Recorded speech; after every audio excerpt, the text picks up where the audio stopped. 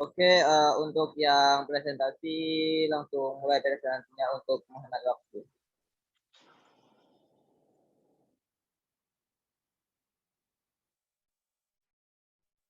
Baiklah, terima kasih kepada Mizan.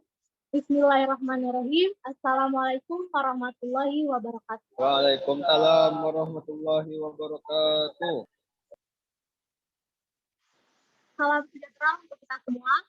Selamat siang Ibu Yanti Harkati SPDMPD dan teman-teman semua. Terima kasih telah berkesempatan hadir pada diskusi siang ini. Puji syukur kita haturkan kepada Allah Subhanahu wa taala dan tak lupa salawat serta salam selalu tercurahkan kepada Nabi Muhammad SAW. Tak kenal maka tak sayang, maka perkenalkanlah kami dari kelompok 11 yang terdiri dari saya, Pertiwi Gerina, dan rekan saya, Faiza Fitria Al-Adawiyah. Pada siang ini kami akan membahas tentang mengaktualisasikan diri melalui artikel ilmiah. Perkembangan ilmu pengetahuan terus terjadi melalui kreativitas dan skeptisisme, keterbukaan dan kontribusi ilmu baru, serta kegigihan dalam mempertanyakan kontribusi yang diberikan konsensus keilmuan yang berlaku. Salah satu yang mempengaruhi perkembangan ilmu pengetahuan adalah perkembangan teknologi. Oleh karena itu, kita sebagai mahasiswa harus berkontribusi dalam perkembangan ilmu pengetahuan dan teknologi. Nah, kita bisa mulai dengan mengaktualisasikan diri kita melalui artikel ilmiah. Lantas, bagaimana cara membangun konteks teks artikel ilmiah, serta apa-apa saja struktur dari artikel ilmiah tersebut? Nah, hal ini akan dijelaskan oleh rekan saya, Faiza Fitria Al-Adawiyah. Kepada Faiza, dipersilakan.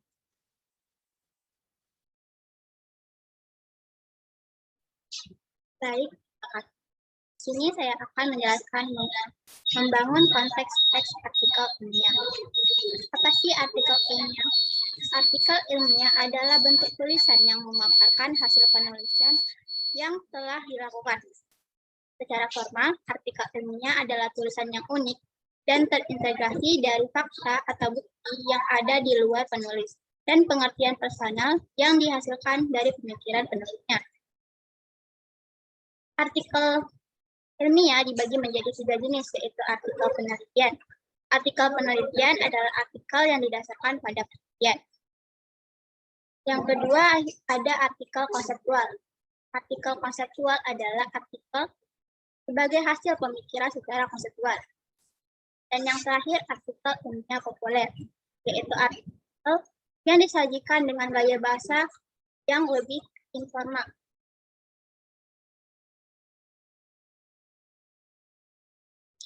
Selanjutnya, struktur teks dan genre mikroartikel penelitian dan artikel konseptual.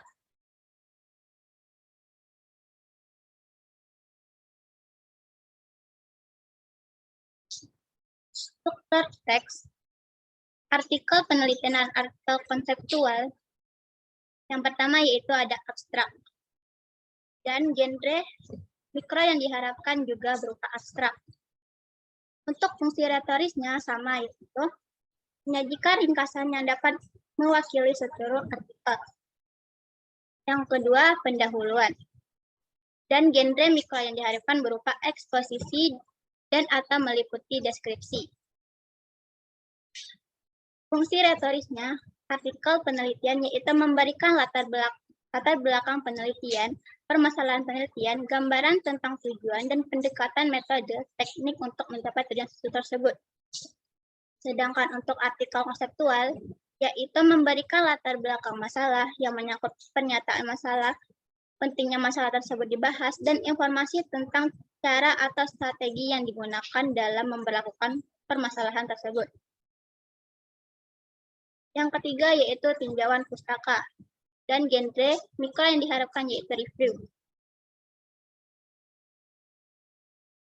Fungsi retoris dari artikel penelitian yaitu menyajikan ulasan teoritis tentang dasar pemikiran yang digunakan untuk memecahkan masalah penelitian, dan menyajikan ulasan penelitian sebelumnya, dan membandingkannya dengan penelitian yang dilaporkan pada artikel yang dimaksud. Sedangkan untuk artikel konseptual, yaitu menyajikan ulasan teoritis tentang dasar pemikiran yang digunakan untuk memecahkan masalah yang diajukan. Nah, untuk metode penelitian ini hanya ada di artikel penelitian. Dan genre mikro yang diharapkan yaitu rekon dan atau meliputi deskripsi prosedur. Dan fungsi retorisnya yaitu menyajikan pendekatan metode dan teknik penelitian termasuk langkah-langkah yang ditempuh. Selanjutnya hasil. Hasil juga hanya terdapat di artikel penelitian. Genre mikro yang diharapkan yaitu deskripsi dan atau meliputi laporan rekod. Fungsi retorisnya yaitu menyajikan temuan-temuan penelitian. Selanjutnya pembahasan. Dan genre mikro yang diharapkan berupa diskusi dan atau meliputi eksplanasi. Untuk fungsi retorisnya, artikel penelitiannya itu membahas dan atau menjelaskan temuan-temuan penelitian dari berbagai sudut pandang, teori yang telah disajikan pada bab tinjauan pustaka dan membahas apakah kekurangan penelitian sebelumnya dapat ditutup oleh penelitian yang dilaporkan. Sedangkan untuk artikel konseptual yaitu membahas dan atau menjelaskan permasalahan dengan disertai pemecahannya. Yang terakhir yaitu kesimpulan. Mikrogenre yang diharapkan berupa eksposisi dan atau meliputi deskripsi. Untuk fungsi retorisnya, artikel penelitian yaitu membahas apakah pokok persoalan yang disajikan telah diperlukan sedemikian rupa dengan hasil seperti yang telah disajikan pada pembahasan diikuti dengan saran baik secara retoris maupun praktis. Sedangkan untuk artikel konseptual yaitu menyajikan uraian bahwa pokok persoalan yang disajikan telah diberlakukan sedemikian rupa dengan hasil seperti yang telah disajikan pada pembahasan disertai dengan saran baik secara teoris maupun secara praktis. Selanjutnya struktur teks. Yang pertama judul, yaitu memberikan isi keseluruhan artikel harus mudah dipahami dan tidak terlalu panjang. Judul dapat dirangkai dengan kata-kata kunci yang diambil dari artikel. Yang kedua, abstrak, yaitu ringkasan dari artikel ilmiah seluruhnya, baik yang berupa artikel penelitian maupun konseptual. Abstrak dapat berdiri sendiri atau dilepaskan dari artikelnya. Apabila abstrak berdiri sendiri, menjadi genre makro, tetapi apabila abstrak berada dalam satu kesatuan, menjadi genre mikro. Yang ketiga, pendahuluan, berfungsi sebagai pembuka artikel ilmiah. Isinya pokok persoalan yang dieksplorasi, alasan pentingnya pokok persoalan yang dieksplorasi, dan cara atau dalam hal pendekatan metode dan teknik yang digunakan untuk mengeksplorasi pokok persoalan. Struktur teks berikutnya akan dilanjutkan oleh rekan saya. Baik, saya akan menjelaskan. Nah, yang keempat ada tinjauan pustaka. Pada tinjauan pustaka ini, pada artikel penelitian, yang pertama berupa ulasan tentang teori yang digunakan untuk memecahkan pokok persoalan yang dibahas. Dan yang kedua, berisi ulasan terhadap penelitian-penelitian sejenis yang telah dilakukan oleh orang lain atau oleh penulis artikel itu sendiri. Dan untuk tinjauan pustaka pada artikel konseptual, tinjauan pustakanya itu lebih diarahkan kepada landasan teori yang digunakan untuk memecahkan masalah yang diajukan. Nah, yang kelima yaitu ada metodologi penelitian. Metodologi penelitian ini pada artikel penelitian memuat uraian tentang jenis, desain, dan tata cara pelaksanaan penelitian, termasuk langkah-langkah yang ditempuh. Nah, sedangkan pada artikel konseptual ini tidak ada metodologi penelitian. Namun pada artikel konseptual, metodologi penelitian ini bisa diganti babnya dengan dapat mengungkapkan alur pemikiran dan langkah-langkah penyesuaian masalah yang dibahas. Nah, yang keenam ada hasil. Hasil ini hanya terdapat juga pada artikel penelitian, sama seperti metodologi penelitian. Seperti yang sebelumnya juga sudah disebutkan oleh rekan saya. Yang isinya, hasil ini adalah kajian dari temuan-temuan penelitian sesuai dengan klasifikasi data yang ada. Dan sajian tersebut dinyatakan dengan grafik, tabel, histogram, gambar, ataupun bisa dengan bagan air. Next.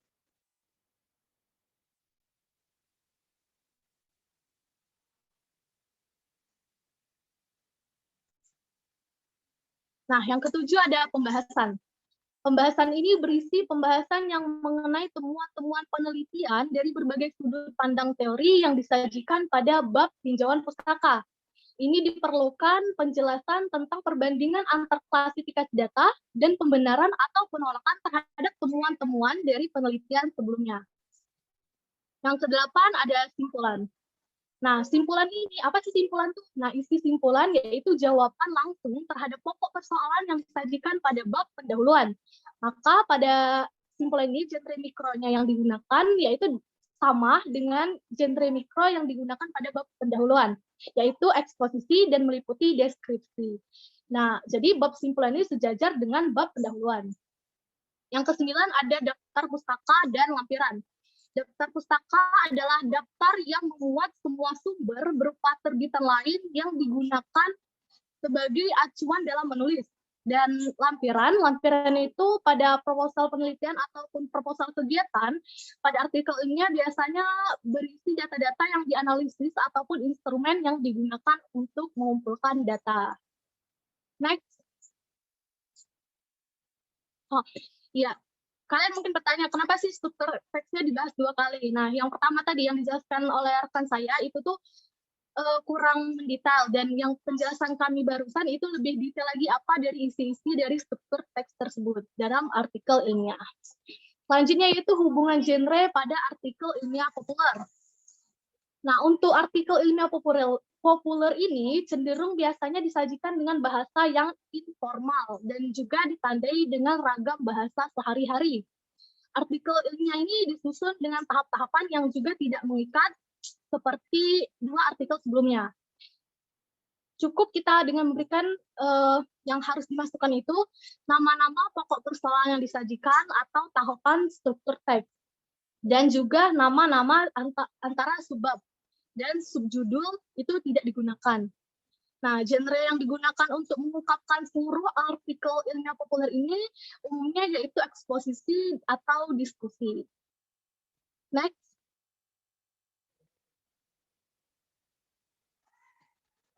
Selanjutnya menganalisis pentingnya teks artikel ilmiah. Kenapa sih kita sebagai mahasiswa harus menganalisis teks artikel ilmiah? Nah, manfaatnya bagi kita apa gitu?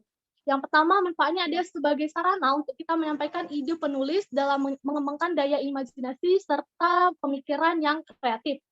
Yang kedua, kita bisa memberikan dorongan untuk mampu berpikir secara sistematis, berbahasa secara tertib atau serta teratur.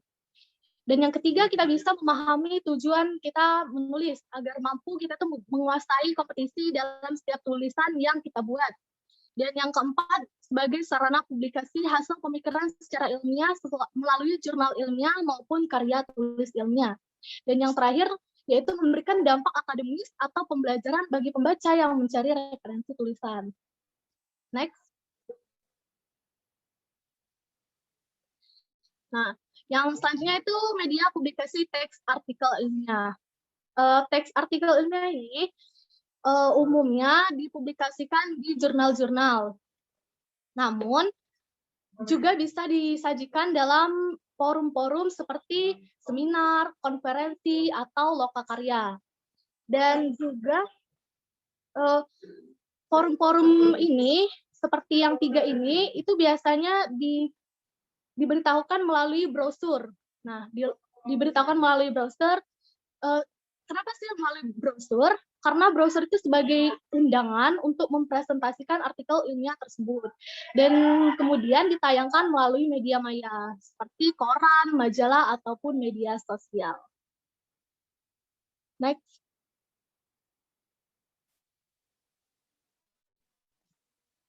Baik, teman-teman semua kan sudah sudah mendengarkan tadi penjelasan kami tentang mengaktualisasikan diri melalui artikel teks ilmiah. Agar pengetahuan kita, wawasan kita tidak sampai di sini saja, teman-teman bisa bertanya dan kami akan membuka sesi diskusi, dan bagi yang ingin bertanya dipersilahkan untuk raise hand.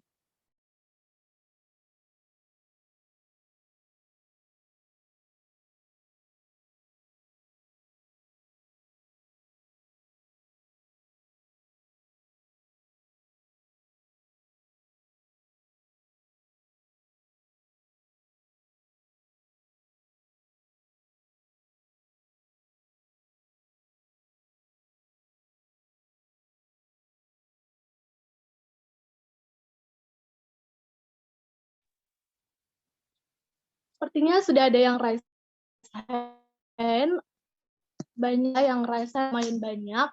Nah, untuk ini pertanyaannya mungkin akan kami batasi nanti, namun jika misalkan waktunya mencukupi, maka semuanya akan kami berikan kesempatan untuk bertanya.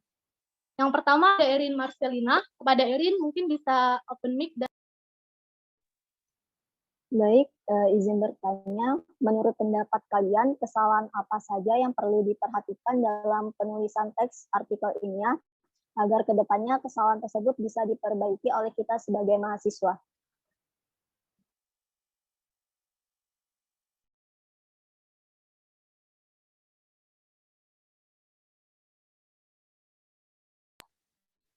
Oh, baik, untuk pertanyaan dari Erin tadi itu kan menurut pendapat kami, kesalahan apa saja yang perlu diperhatikan dalam penulisan teks artikel ilmiah. Nah, untuk pertanyaan Erin akan langsung dijawab oleh rekan saya, Faiza. Pada Faiza, dipersilakan. Baik, saya akan menjawab pertanyaan. Kadang ada beberapa hal kekeliruan yang umum ditemui di karya ilmiah, yaitu yang pertama, banyaknya analisis yang dilakukan, tetapi tidak sesuai dengan identifikasi masalah yang diajukan. Yang kedua, tidak fokus ke masalah. Mahasiswa sering tidak fokus dalam menjelaskan tema penelitian. Hal ini terlihat dari bab pertama atau pendahuluan yang menjadi mukadimah suatu karya ilmiah. Kadang mahasiswa menulis pendahuluan untuk menjelaskan paparan dengan terlalu luas. Padahal dianjurkan agar mahasiswa sebaiknya fokus langsung menjelaskan tema penelitian. Yang ketiga, kesalahan berbahasa. Kesalahan ini biasanya terlihat dari segi penulisan maupun logika berbahasa. Dari segi kesalahan penulisan, rata-rata mahasiswa tidak bisa membedakan antara kalimat tunggal dan majemuk. Sedangkan pada logika berbahasa yang banyak keliru yaitu pemakaian konjungsi dan kata hubung dalam satu kalimat. Terkadang ada penulis yang menggunakan dua konjungsi atau lebih dalam satu kalimat. Baik, itu saja jawaban dari saya. Baik, saya akan menambah sedikit ya, mungkin yang harus kita perhatikan dalam penulisan artikel ilmiah. Yang pertama, kita juga harus memperhatikan struktur dari karya tulis kita. Nah, karena untuk artikel konseptual itu dia harus sesuai dengan struktur teks yang ada gitu kan, yang telah kami jelaskan tadi. Itu artikel ilmiah itu yang sistematis itu yaitu yang sesuai dengan struktur teks.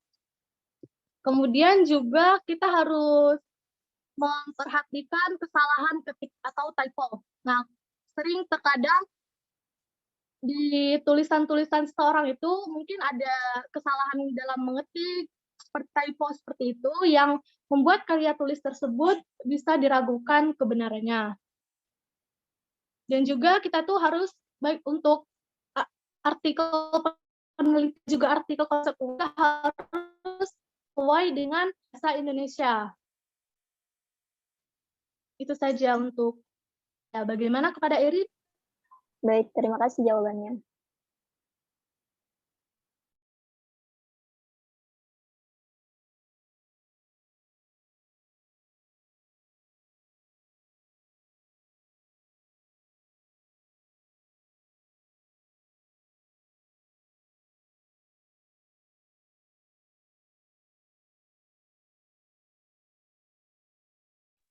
Selanjutnya untuk pertanyaan kedua dipersilakan kepada Angelia Agustina untuk open mic dan menyampaikan pertanyaan.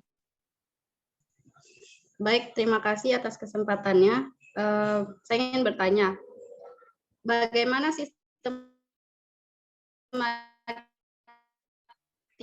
ya, dan apa yang dimaksud posisi atau diskusi dalam hubungan genre dengan artikel ilmiah populer? Sekian, terima kasih. Saya ulangi untuk pertanyaan Angelia, tadi kan bagaimana sistematika penulisan ilmiah populer dan juga apa yang membedakan dari antara artikel ilmiah dengan artikel ilmiah populer. Baik, saya akan langsung menjawab pertanyaannya.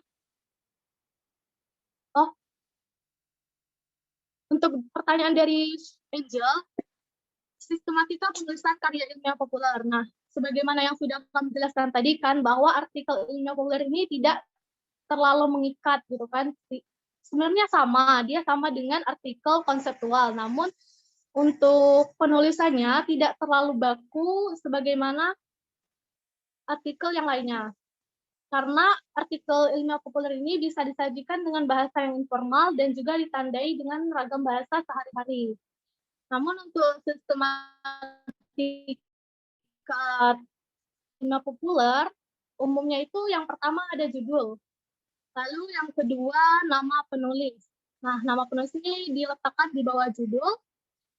Kemudian abstrak atau intisari dari artikel ilmiah tersebut. Lalu ada kata kunci di bawah abstrak, kemudian isi, pendahuluan, pembahasan, penutup, dan daftar pustaka ataupun rujukan. Untuk pertanyaan yang keduanya apa tadi? Bisa diulangi? Untuk pertanyaan kedua itu apa yang dimaksud dengan genre eksposisi atau diskusi dalam hubungan genre dengan ilmiah populer? Hubungan antara genre pada artikel ilmiah populer, apa yang dimaksudnya genre eksposisi atau diskusi kan? Nah, jadi maksud genrenya itu kan dari artikel ilmiah populer ini kan yaitu tadi berupa eksposisi ataupun diskusi. Nah, maksudnya eksposisi ini berupa mencantumkan pernyataan tesis, argumentasi, reiterasi. Dan untuk struktur teks diskusi ini, yaitu mencantumkan isu, argumentasi yang mendukung, argumentasi yang menentang, dan simpulan serta rekomendasi. Bagaimana kepada Angel? Baik, terima kasih.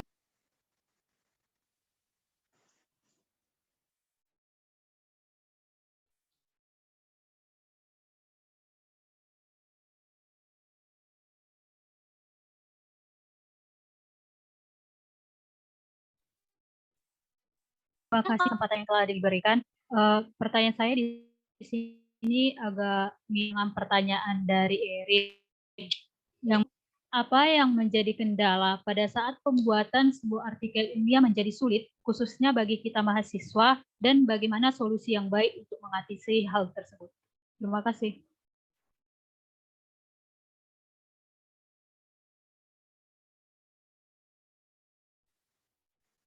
Baik, untuk pertanyaan dari Serina mungkin akan dijawab oleh rekan saya. Pada Faiza dipersilakan. Mungkin kendala dalam pembuatan artikel itu yang dan memulai.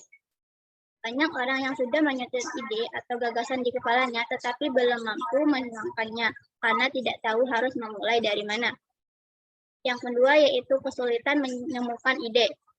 Mahasiswa biasanya akan merasa kesulitan dalam menemukan ide yang akan dituliskan karena kurangnya membaca buku dan kurangnya pencarian referensi.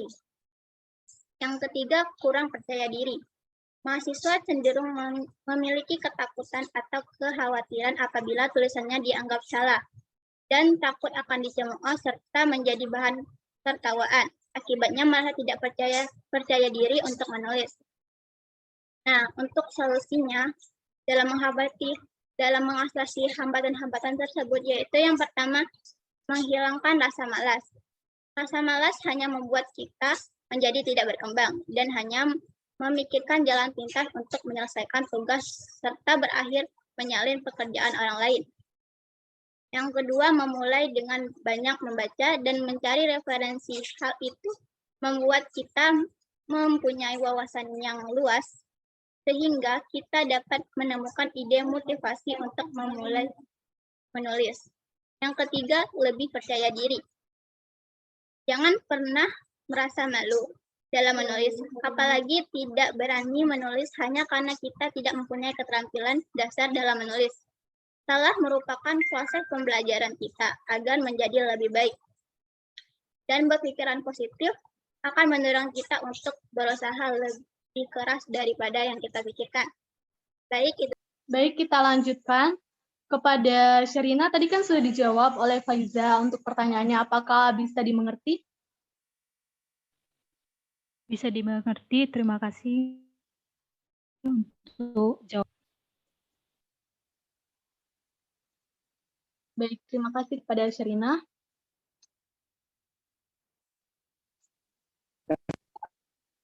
Untuk selanjutnya sepertinya masih ada satu lagi yang raise hand. Kepada Malika dipersilahkan. Mungkin cukup ya untuk soalnya setelah ini masih ada satu kelompok. Oh, baik. Sorry, maaf Baiklah. Malika, kita waktu. Baiklah, terima kasih kepada rekan-rekan semua yang telah menyampaikan pertanyaan. Dan mohon maaf kepada teman-teman yang mungkin ingin bertanya namun tidak sempat karena keterbatasan kepada waktunya.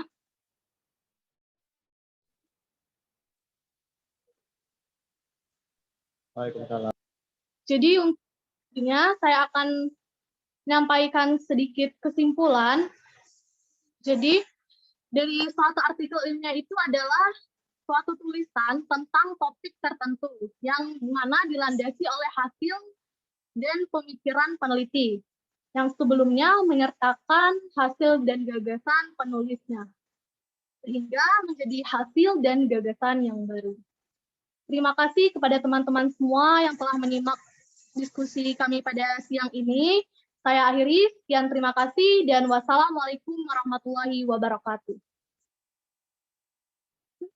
Waalaikumsalam warahmatullahi wabarakatuh.